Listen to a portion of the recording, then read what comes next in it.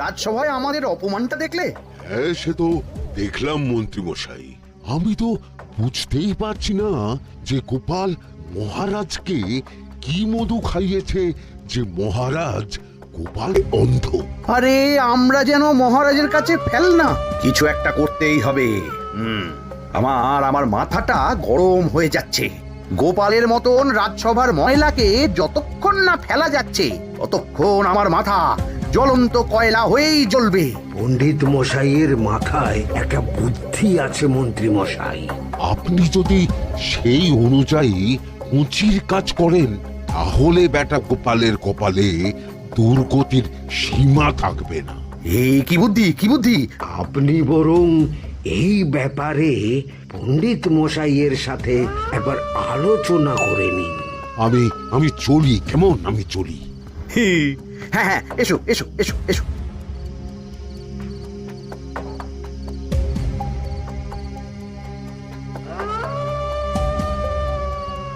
আরে ওই তো আমার বাঁ হাত ঘটা আসছে, বেটাকে দিয়ে একটা কাজ করাতে হবে। এ কি মন্ত্রী মশাই, আপনি এখানে দাঁড়িয়ে কি করছেন? এই একটা গুরুত্বপূর্ণ ব্যাপারে কথা বলছিলাম। একটা একটা কাজ করতে পারবি? কি কাজ করতে হবে বলুন মন্ত্রী মশাই। আমাকে একটু ঠান্ডা জল, পাতিলেবু আর পুদিনার পাতা দিয়ে শরবত বানিয়ে খাওয়াতে পারবি? সেসব আমার ঘরে ব্যবস্থা করাই আছে।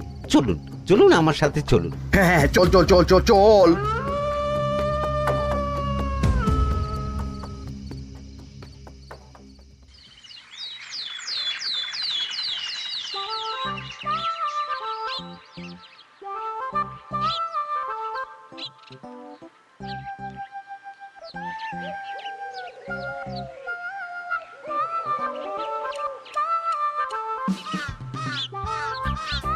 কি ব্যাপার পণ্ডিত, এত গুম মেরে আছো কেন? সকাল সকাল গিন্নি খুব বকেছেন মনে হচ্ছে। গিন্নির বাক্য সুধায় কান ভরে গেছে, আর কিছুই কানে ঢুকছে না। আরে দাঁড়াও দাঁড়াও পণ্ডিত, দাঁড়াও জ্যোতিষী।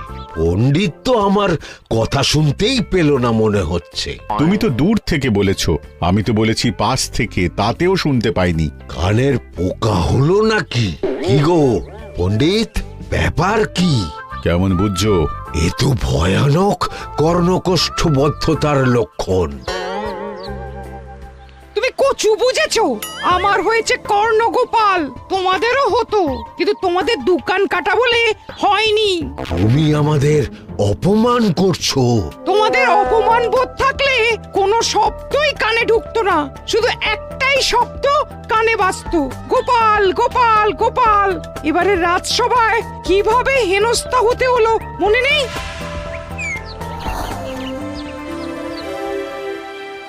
মহারাজ, একটা ভিক্ষা আছে।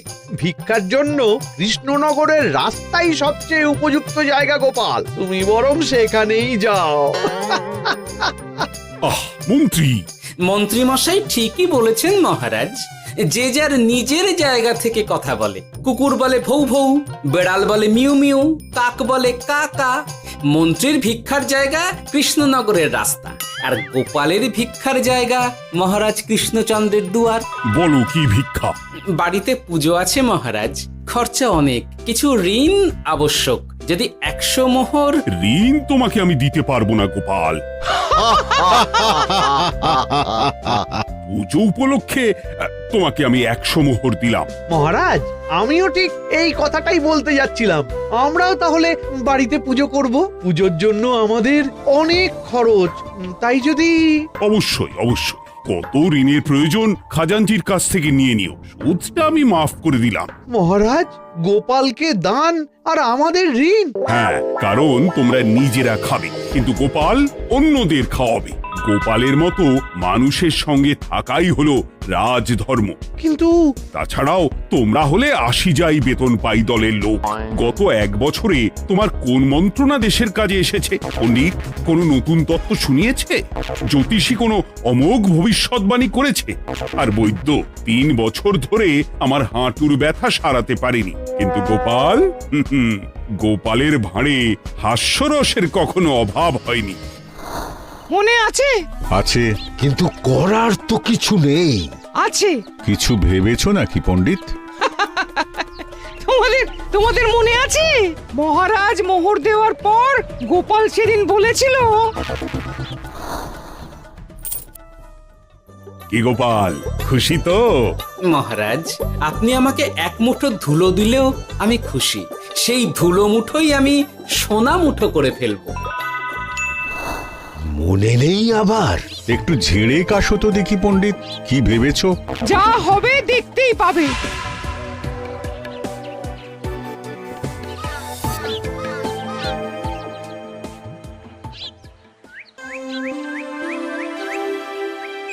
মহারাজের জয় হোক, মহারাজের জয় হোক।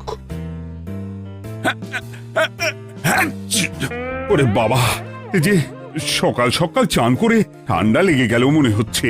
মহারাজ, ওই কবি গান উপলক্ষে গত মাসটা আমি কৃষ্ণনগরের কোণে কোণে ঘুরে বেরিয়েছি।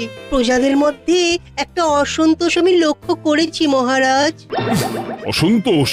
আমি তো জানতাম আমার শাসনে প্রজারা সুখে আছে। সুখে তারা ভাসছে মহারাজ, কিন্তু একটাই অসুখ, তারা মহারাজের দর্শন পায় না। তারা মহারাজের পদধূলির জন্য আকুল হয়ে আছে, মহারাজের দর্শন পাওয়ার জন্য চাতকের মতো অপেক্ষা করছে। চিত্রকরকে দিয়ে চিত্র অঙ্কন করিয়ে বিলি করে দিলেই হলো।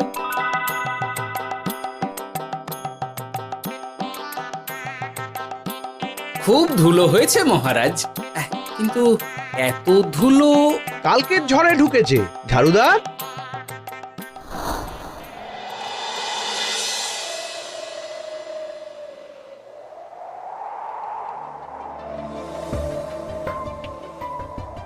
এই সুযোগ, রাজসভা ফাঁকা, এমন ঝড় যে পেয়াদারাও বাইরে নেই। কাজটা সেরে ফেল, বুঝলি? কিরে, কাজটা কর।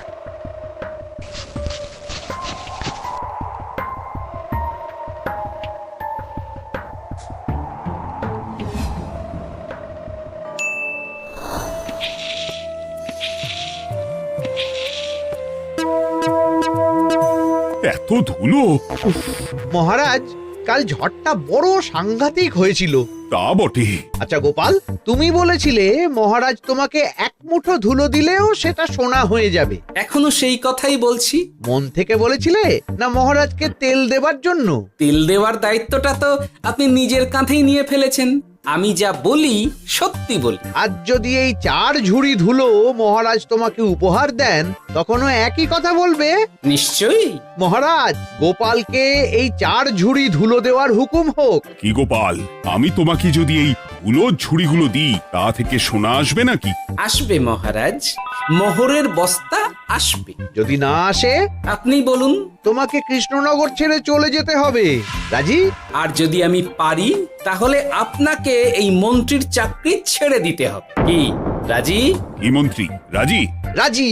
গোপাল? রাজি মহারাজ। আচ্ছা, আর কেউ মন্ত্রীর পক্ষে বাজি ধরেছেন নাকি? হ্যাঁ, আমি আমি আমি আমি ও গোপাল এবার যে মরণ কুয়োতে ঝাঁপিয়েছে, সেখান থেকে আর উঠে আসতে পারবে না। পুরো থেকে মোহরের বস্তা আসবে। এ হচ্ছে গোপালের উন্মাদ রোগের শুরু।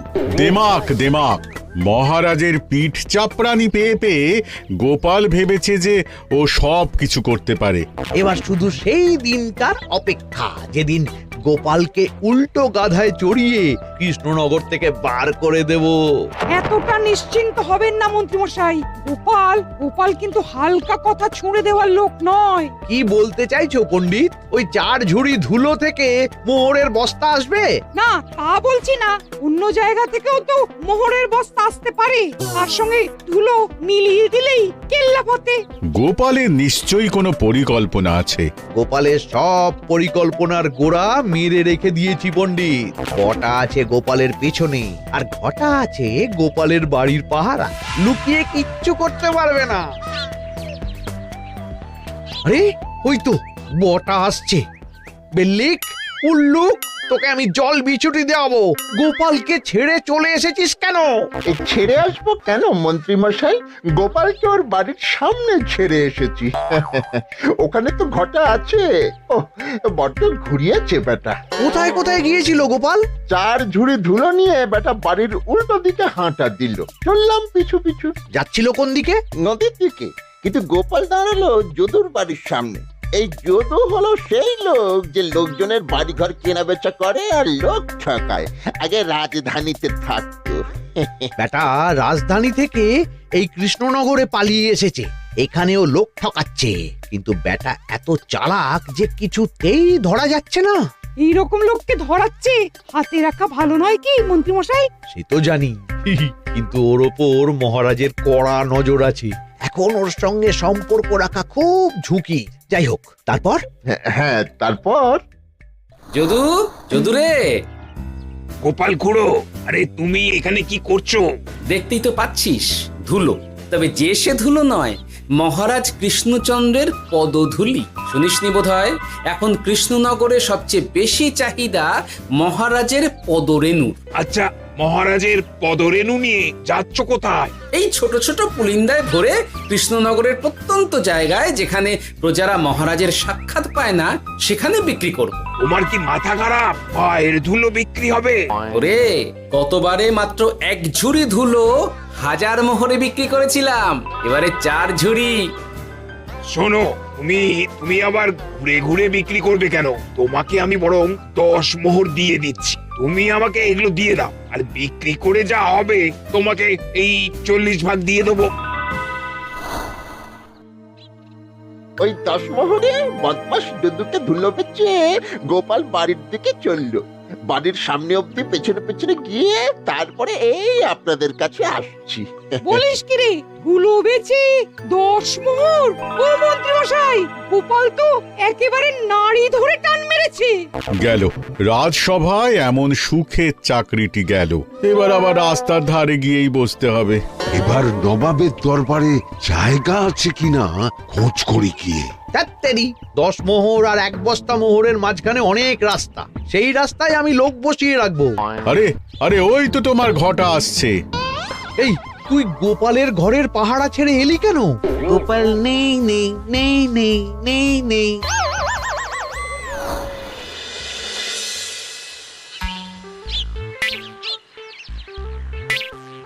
আরে, ভয় পেলি নাকি? না না না না না, ভয় পাবো কেন? শোন, তোকে পেয়ে আমার খুব ভালো হলো বুঝলি। তোকে আমার একটা কাজ করতে হবে। বলো বলো। আসলে বুঝলি, আমার না গিন্নিকে নিয়ে তার বাপের বাড়ি যাওয়ার কথা ছিল, কিন্তু হঠাৎ বিশেষ কাজে আমাকে খামবাজে চলে যেতে হচ্ছে। এখন আমি গিয়ে গিন্নিকে বললে বুঝতেই পারছিস কুরুক্ষেত্র হয়ে যাবে একেবারে। তাই আমি কাউকে খুঁজছিলাম যে আমার বাইরে যাওয়ার খবরটা আমার গিন্নিকে গিয়ে দেবে। তুই পারবি বাবা ঘটা?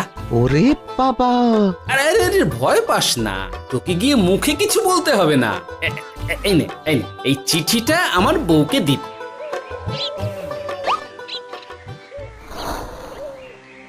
কৃষ্ণনগর ছেড়ে চুপি চুপি চলে যাচ্ছি, চালাকিটা দেখেছেন? ওসব চালাকি আমি তুড়ি মেরে উড়িয়ে দেব। কি করবেন? চারিদিকে আমি অশ্বারোহী গুপ্তচর পাঠাচ্ছি, গোপালকে কোনো চালাকি করতে দেব না।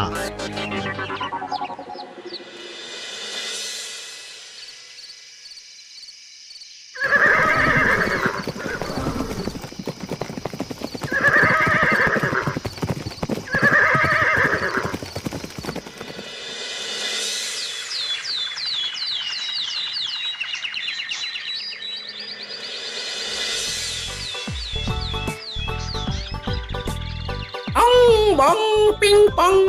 হ্যাঁ, ওরে বাপ রে, এ আবার কি বলে? মানে বুঝিতে পারিলে না? অং বং পিং পং অর্থাৎ আইসো আমার নিকট বিদেশি জাদু শরবত আছে। ইহাতে তৃষ্ণা নিবারিত হয়, শক্তি বৃদ্ধি হয়, ঘুম ভালো হয়, সম্পর্কের উন্নতি হয়, জামা কাপড় ফর্সা হয়, তু শব্দ না করে সকাল সকাল কষ্ট পরিষ্কার হয়, মূল্য মাত্র 1 মোহর। বোঝো, ওইটুকু অং বঙ্গের মধ্যে এত কিছু? ঠিক আছে, তা দাও দেখি। আপাতত টেস্টটা তো মিটু, বাকিগুলো পরে বোঝা যাবে।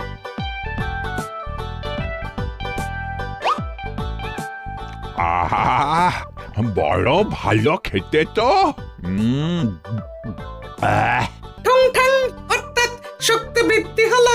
হ্যাঁ, হ্যাঁ, মনে হচ্ছে গায়ে যেন দুগুণ বল পাচ্ছি।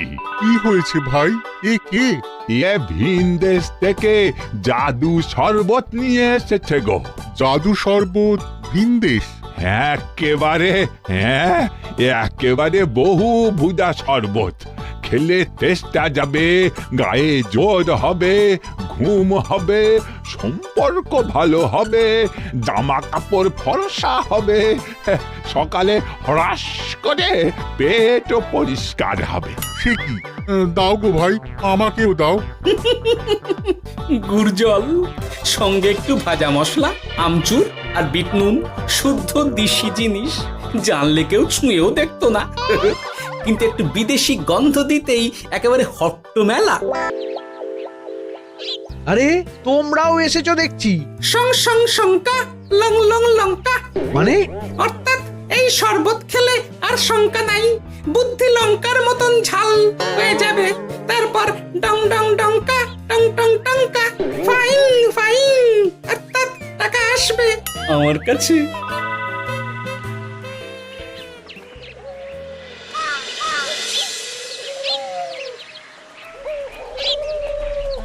ঝপ ঝপ ছপাং, ভট ভট ফটাং, অর্থাৎ উহাকে দৌড়িয়েছ কেন?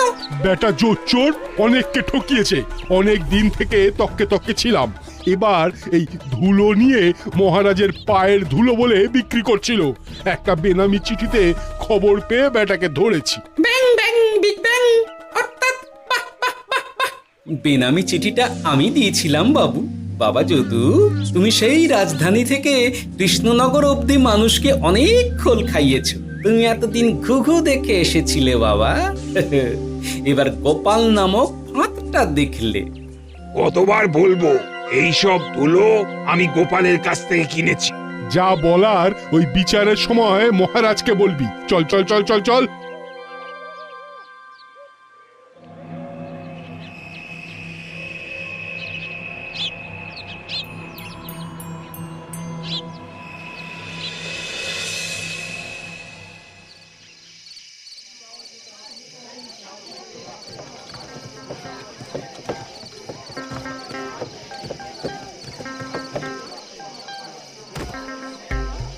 ঝন্টু মন্টু ননাং ফু। নাও ঠেলা। সাহেব বলে কি ফু দিয়ে দিতে হবে? কি বলছো সাহেব? বুঝতে পারছি না, কোথায় ফু দেব? ঝন্টু মন্টু ননাং ফু, অর্থাৎ লবণ আছে? আছে আছে সাহেব আছে। কত লাগবে? ভান্ড ভরি আন্ডাকারি, অর্থাৎ যা আছে সব।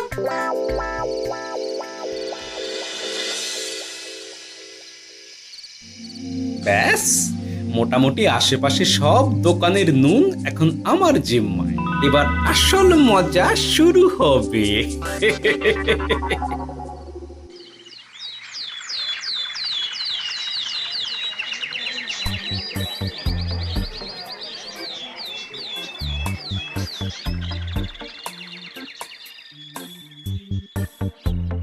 নুন আছে? না হুজুর, গোটা কৃষ্ণনগরেই নুন নেই। ওই দেখো, পুরো রাজসভাই বাজারে জড়ো হয়েছে। শান্তামনা, শান্টু মন্টু। আবার কি বলছে রে বাবা? শান্তামনা, শান্টু মন্টু, অর্থাৎ জনগণ শ্রবণ করুন। নান্টু কান্টু, নুন কিনিবেন আন্টু আন্টু। আসুন আসুন। আমার আমার এক সের নুন লাগবে। শান্টু, অবশ্যই 100 লবণ 10 মোহর। এক সের 10 মোহর? 10 মোহর লইবেন না লইবেন না? না, নেব না। উত্তম উত্তম, গান্ডা পিণ্ডে ঢিসুম ঢিসুম, অর্থাৎ তাহা হইলে নুনের বদলে গৃহিণীর প্রহার ভক্ষণ করুন। আমাকে এক সের নুন দিন। আমাকেও আমাকেও। নুন ছাড়া বাড়ি ফিরলে গিন্নি ঘর ছাড়া করবে আমাকে। শুনলাম কৃষ্ণনগর থেকে নুন উধাও। আছে মহারাজ, আছে। কৃষ্ণনগরের সব লবণ আমার নিকটে আছে। 110 মোহর। এত দাম? দাম তো হবেই মহারাজ। লবণ ছাড়া রান্না কেমন হবে ভাবিয়া দেখুন। ঠিকই বলেছ। রাজপাকশালেও তো রান্না বসেনি। 100 সেরের মতন রাজপ্রাসাদে পাঠিয়ে দাও। 1000 মোহর দিয়ে দাও।